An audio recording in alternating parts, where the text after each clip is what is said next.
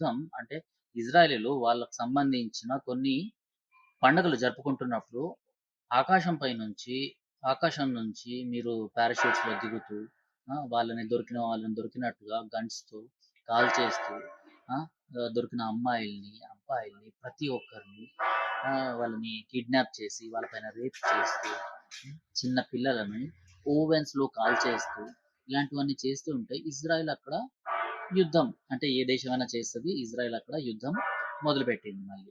Okay. మీరేదైతే start చేసారో దానికి answer ఇప్పటికి ఇస్తూనే ఉంది. బికాజ్ ఇప్పటికి చాలామంది ఈ పాలస్తీనా ఉగ్రవాదులు ఎవరైతే ఉన్నారో ఉగ్రవాదులు చెరల్లో చాలామంది ఇజ్రాయలీస్ ఇప్పటికి బందీగా ఉన్నారు కాబట్టి ఇదంతా జరుగుతుంది.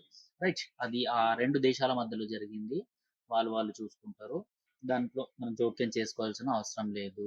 నేనెలా అయితే జోక్యం చేసుకోవద్దు అనుకున్నానో అలా మీరు అనుకోవట్లేదు. బికాజ్ అక్కడ అల్-అక్సా మసీద్ ఉంది. మసీద్‌ని మనం కాపాడుకోవాలి అనేసి మీరు ఈ పాలస్తీనా జెండాల్ని వీటినైతే ఎగరేస్తున్నారు.